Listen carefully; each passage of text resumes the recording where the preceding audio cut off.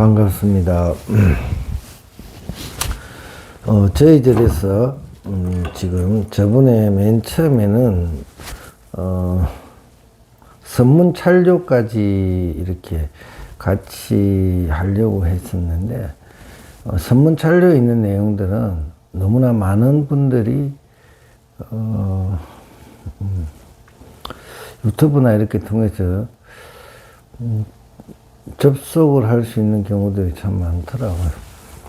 그러다 보니까 또 그것들이 한글로 이렇게 번역돼서 이렇게 하다 보니까 아르마리가 생길 것들이 참 많더라고요.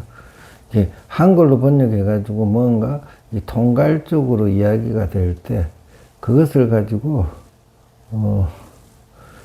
갖다 붙이기가 갖다 붙일 수가 있는 게 많다는 게 오히려 혼란스러운 경우들이 참 많아요. 그러다 보니까 괜히 부처님 건강경 강의만 해도 건강경 하나만 가지고 온갖 것들을 가져다 붙일 수가 있는 거거든요. 그러다 보니까 엄청나게 많은 자신들의 생각으로 부처님 말씀을 이렇게 하시는 부분들이 있듯이 뭘 해놔 놓으면 그게 대해서 아르마리들이 엄청나게 나옵니다. 그거를 뭐 잘못됐다고 할 수는 없겠죠. 본인이 보고 본인이 판단하는 문제입니다. 그런데 사람들은 자기도 모르게 그렇게 그런 책자들을 가지고 판단을 요즘 유튜브나 온갖 것에 있어서 머리를 깎은 사람이나 머리를 깎지 않은 사람들이 그렇게 판단하는 것에 대해서 또 그것을 받아들이는 사람들이 워낙 많기 때문에 거기에다가 또 상세하게 해본들 그걸 받아들이기가 쉽지 않겠다. 그러면 부처님 그 공부에 제일 중요한 것은 뭐냐면 초기 경전에 나오면 사성제와 팔정도라 그런 거, 깨달음이 왜 필요한가라는 그런 이야기들을 많이 해요. 그냥 자기가 이해하는 그런 경계로 세상을 보려고 하는 경향들이 아주 강한데 그것도 다 깨달음이에요. 사람을 어떻게 하면 잘 속일까? 어떻게 하면 돈을 잘 벌까 하는 것, 그것들도 뭐냐면 그 기술을 어느 날 모르는 것을 내가 알아챘을 때 그건 깨달음이에요. 우리 사회에서 모든 사람들은 계속 끊임없는 깨달음을 이뤄가고 있다고 보면 됩니다.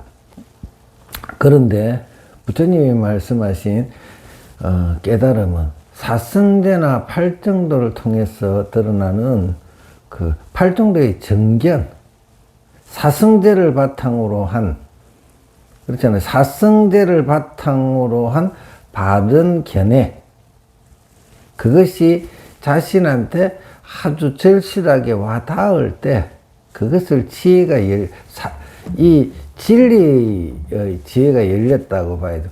근데 사는데 어떤 깨달음, 그거하고는 조금, 그것도 살아가는데, 저 사람을 어떻게 다뤄야 된다든지, 어떻게 해야 내가 옷을 팔 수 있을까라는 그것도 깨달음이겠지만, 불교에는 어떤 존재, 그 궁극적인 행복이란 무엇인가? 그럼 내가 지금 살고 있는 이 삶이 과연 행복한 것인가, 괴로운 것인가에 대한 철저한 자기 성찰, 그걸 알아챘을 때 그것을 바른 견해라 그러고, 그렇게 내가 정말 지금 잘 살고 있다고 생각하는 거예요.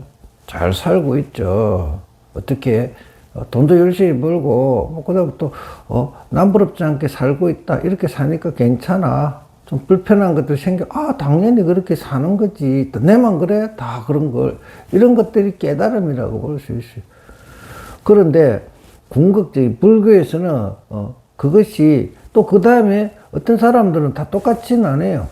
그렇게 사는데 그것을 그렇게 살아. 그래. 웃자. 하늘 보고 웃자라든지 이런 거. 그거는 그 사람이 생각하는 그 견해, 그 견해에 따라 가지고 앞으로의 삶을 그렇게 전개해 가는 것이고, 어떤 사람들은 세상이 왜 괴로워? 근데 우리는 돈이 많으면 다 행복할 것이라고 생각하잖아요. 돈이 없으니까 돈을 많이 벌어야 돼. 어떻게 벌어야 돼? 이렇게 살아가지만, 어떤 사람들, 우리가 상상할 수 없는 사람들, 돈을 벌었어.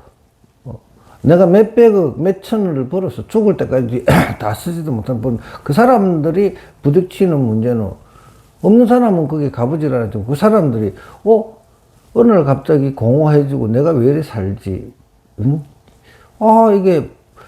이게 도달하면 행복이 있을 줄 알았는데, 별거 없는데. 그런 생각, 그것도 그 사람의 깨달음이에요. 그리고 그 사람들은 또 어떻게 살아? 내는, 그 없는 사람들은 그것을 추구하기 위해서 계속 돈 해가면서 돈과 명예를 해가지고 올라갔는데, 거기까지 도달해 본 사람들 중에 그것을, 쓸데없는 거에 내가, 쓸데없는데 내 인생을 다 바쳤군 하면서 그것을 허망하게 느끼고 버리는 사람들도 있단 말이에요. 그럼 각자의 깨달음은 다 다를 수 있는 거예요. 그럼 부처님과 이 도인들의 깨달음이라는 것은 알 수 없는 영역이에요. 그는 모든 존재, 그런 모든 허망한 것이 사라진 담담함, 여여함, 이런 상태에 도달하는 것이거든요.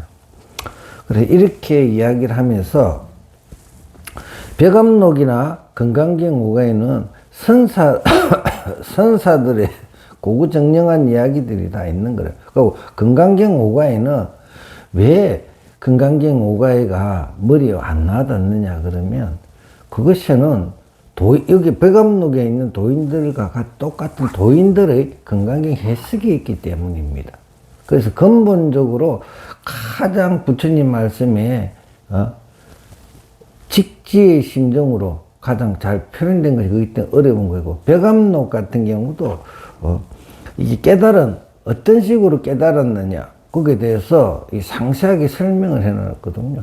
그래서 그것을 참고로 해서 내가 과연 부처님이 말씀하시는 행복, 그리고 그 선사들이 깨달은 그 경계, 해탈의 경계가 어떤 것인가를 자꾸 접근해 가는 거예요. 접근해 가면서 나의 어리석음을 타파하는 것이다.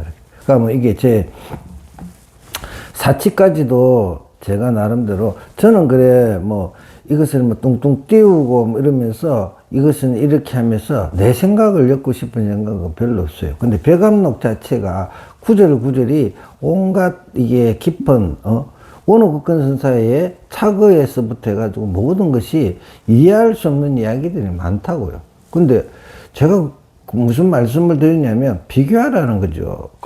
지금 한국에 큰 스님이네 이런 분들이 과연 그분들한테 한 글자 한 글자를 가지고 제대로 이끌어 달라 그래요.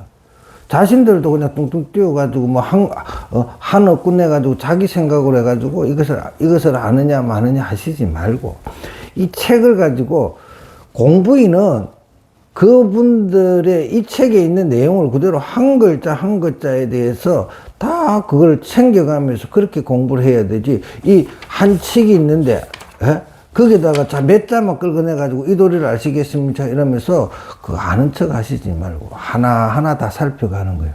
그리고 이 백칙 중에는 진리의 당체에 바로 개합되는 이야기가 있고, 어떨 때는 뭐냐면 이런 표현들을 선사들이 많이 쓰는데, 이게 개에게 먹이를 던져주듯이 이렇게 툭 던져주는 거예요.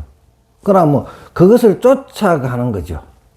쫓아가게 만드는 거예요. 선사들은 쫓아가는 거예요. 어차피 내 마음을 알아차려야 되기 때문에 그냥 지금 내가 쓰는 마음을 그대로 가르쳐주는 직지의 방법도 있지만, 뭐를 하나 아무 상관없는 것을 하나 던지는 거예요. 계속 쫓아다니게 만드는 거예요. 쫓아다닌다는 것은 뭐냐면, 거기다가 쫓아다니면서 계속 내가 뭔가를 만들어 가고 있는 거예요. 그러다가 이게 그냥 아무 의미가 없는 거예요. 돌이에요. 먹이가 아니에요. 아무것도. 그것을 알아채도록 가르쳐 주는 방법도 있다는 거죠. 그러니까 벽암록에는 실과 허가 있는 거예요.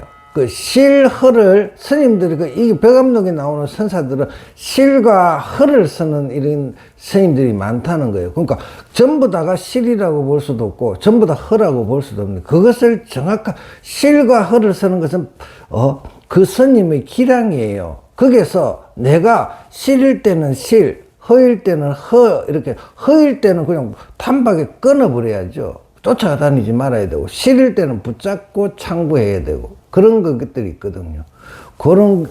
그 말씀을 내가 오칙할 때는 한 말씀을 드리면서 시작하도록 하겠습니다.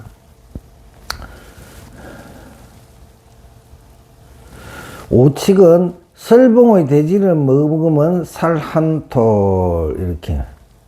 그러니까 수시, 무릇 어떤가는 가르침을 펴려면 모름지기 영특한 놈이어야 한다.